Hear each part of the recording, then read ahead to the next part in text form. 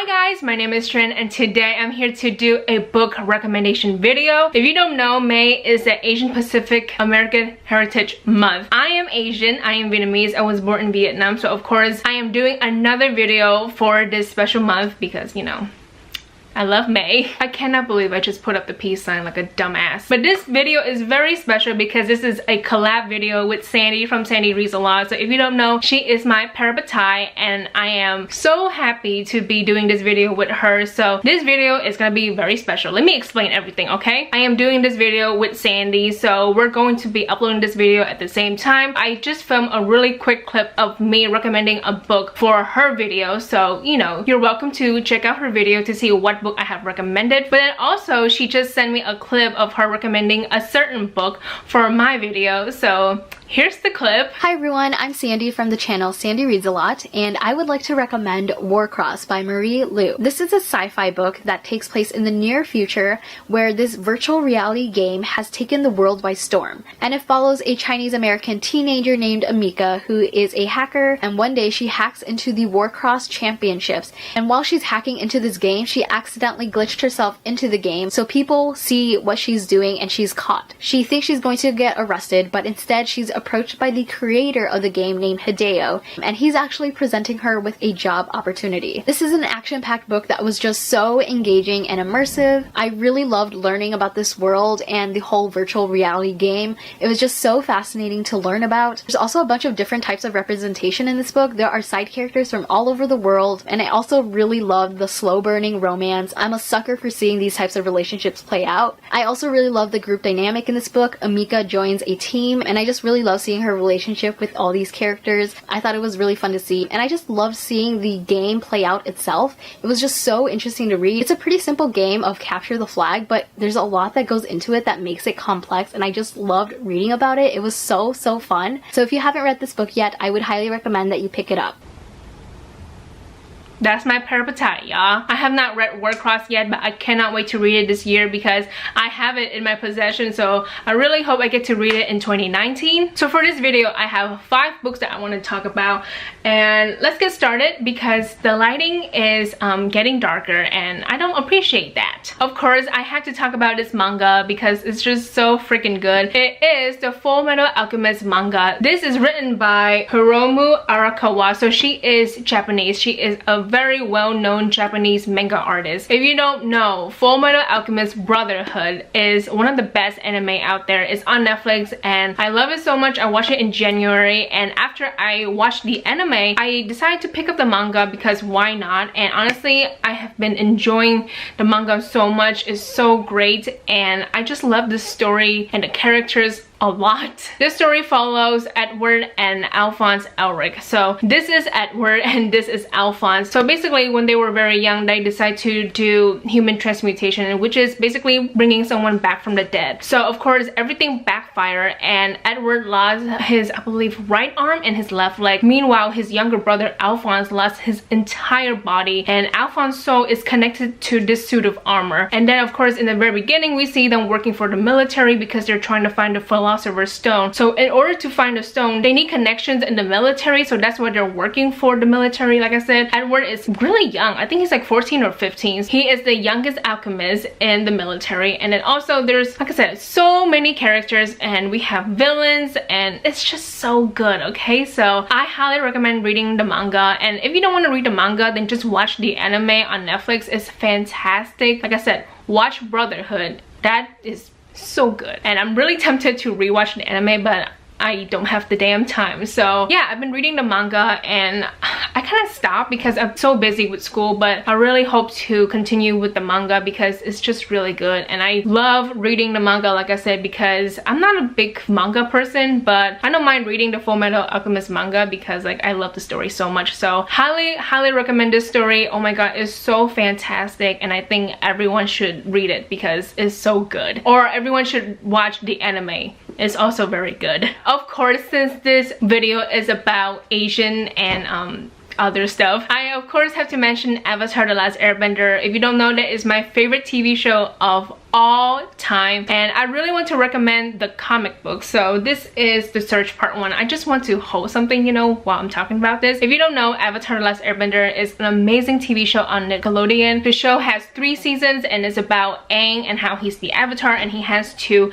defeat the Fire Lord and stop the war, this 100-year war that's been going on for 100 years, like I said, and we have a lot of characters and it's just a fantastic show, like I said. And if you don't know, the show is inspired by Asian culture, so if you watch it then you know what I'm talking about. So for this video I'm recommending the comic book. So I'm holding The Search Part 1 in particular because after the show has ended, the #1 question is what happened to Zuko's mom. So of course The Search has the answer. So basically the comic books come after the show, so literally when the show ends we picked up with the comic books. So this is actually illustrated by Luen Yang.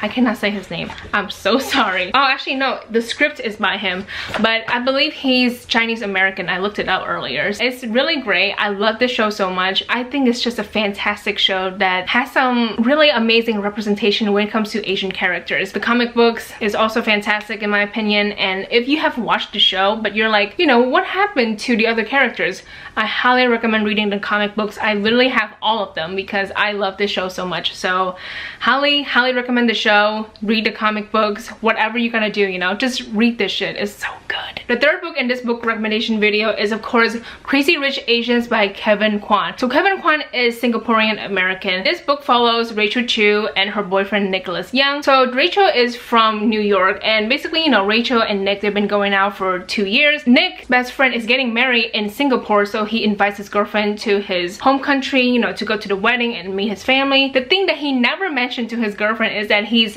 rich. He comes from a very rich family and he has a lot of connections, you know. Basically when they go to Singapore, she's overwhelmed by the status, by the wealth, by everything, by the people, because everyone just kind of hates Rachel because Nick is, you know, filthy rich. So a lot of people are trying to get Nick, and that's not helping Rachel at all, obviously. So Rachel is being put into this horrible situation where everyone just hates her and everyone is trying to fuck with her or like mess with her. I shouldn't say fuck with her, that's not appropriate. And of course, if you don't know, this has been turned into a movie that came out, I believe, the spring, no, not spring, but summer or fall of 2018. And I love the movie so much. It was so freaking good. I read this book, I think in August of 2018, so it was amazing. I mean, I don't love it or anything like that, but I just really love the representation. I love the characters, and the plot was really interesting. So I cannot wait to pick up book 2 and book 3. But I also highly recommend the movie. It's so freaking good. Like my mom loves it, I love it, my friends love it. If you don't want to read the book, just watch the movie. But if you want to read the book, then I still recommend doing so. The fourth book that I want to mention is Fox Girl by Nora, Okja, Keller. So the author is Korean American, and this book takes place in Korea, but the town is called America Town. Basically this is after the Korean Wars, so a lot of soldiers from the US, you know, live in America Town, and then of course the women there are all prostitutes. So the main characters in this book are Hunjin, Suki, and Lobedo. So Hunjin and Suki are prostitutes and they're very young. I don't know the age because I can't keep up anymore because like this book takes place in the span of a few years. So I want to say they're teenagers. So they're prostitutes and they don't have much options, like I said. Well, I didn't say that. I never said that in this video, but they don't have a lot of options and they gotta do what they gotta do when it comes to survival. Lobedo, on the other hand, his main job is to pimp out girls. So, you know, the woman in his life, like his friends and his mom, he just basically sell them for the money. So he's very selfish and I really hate him, but that's not the point of this damn video. I read this book for school actually just a month ago and I really enjoyed this book. I really appreciate, you know, the purpose of this. It basically just shows you how these Korean women don't have a lot of options, don't have a lot of choices. Hunjin and Suki are prostitutes because, like I said, they need the money, so they gotta do what they gotta do. A lot of things happen in this book, and oh my god, a huge trigger warning for this book. I totally forgot to put it in the beginning of this section, I guess, but trigger warning for this book: rape, sexual violence, fat shaming, slut shaming. The scenes in this book are very graphic, so please be cautious when you read this book. But other than that, I really enjoyed this book and I learned a lot from this novel, so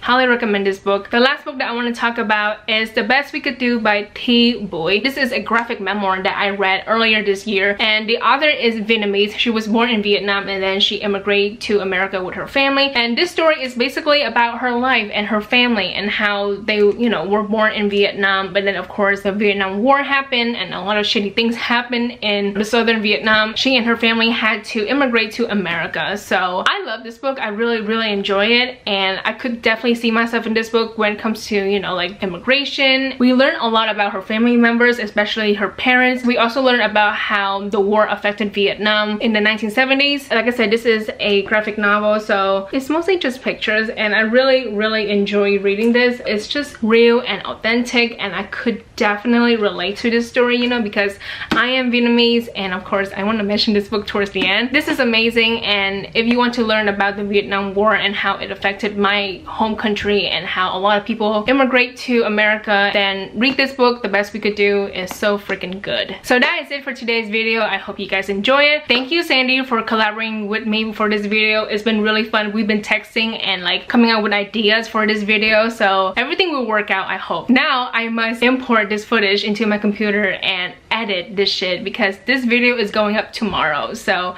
I'm very excited to see the final result. And like I said, thank you, Sandy, for working with me when it comes to this video, and I cannot wait to see your video when it goes up. So that is it for today's video. I hope you guys enjoy it. Thank you so much for watching. Please like and subscribe for more videos, and I will see you guys later. Goodbye.